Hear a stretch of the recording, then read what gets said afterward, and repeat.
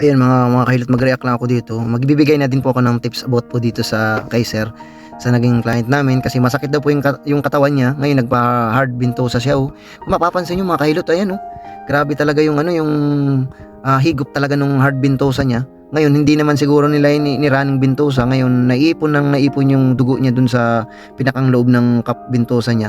Yun, mapapansin niyo po, malapit na pong masugat.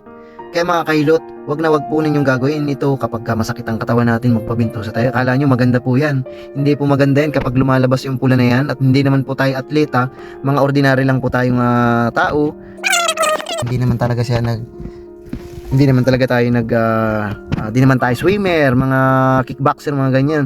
So wag niyo pong gagawin yan pag masakit po yung likod ninyo. Wag po kayo magpapa-hard bintosa, mas lalo na kapag hindi marunong po yung therapist. Ayan, tingnan niyo po, masusugat na yan. Grabe. Pag lumabas po yung dugo niyan at naputulan po kayo ng maliliit na ugat yan sa likod ninyo na yan, ay problema ninyo yan. Masakit-sakit sa ulo. Halos di po yan gumagaling kapag nasugat yung na yan, yung pumupula na yan.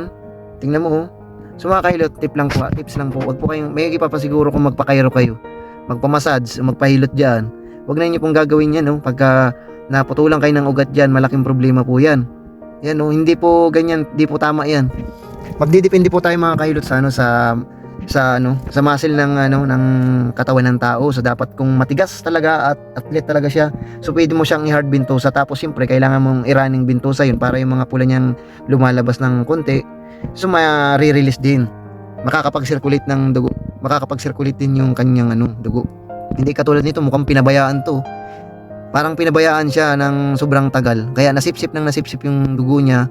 Munti ka na siyang maputulan ng ugat. Pumutok. Pilot, tips lang po. Kung magpapabintosa kayo, wag na. Dapat dun sa marunong. Kasi may mga minutes lang yan. Kung ang muscle po natin ay medyo smooth at talagang malambot, so mahina yan, mga 30 second o 1 minutes. Di na kailangan yung pabutin ng 5 minutes kasi mangyayari yan sa inyo. So dapat marunong po.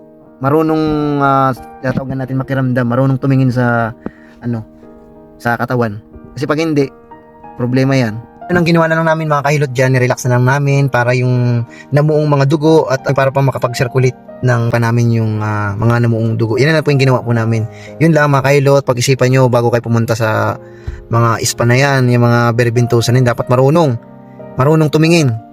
Talagang nag-aral. Yun mga kahilot, yun lang, maraming salamat. Thank you.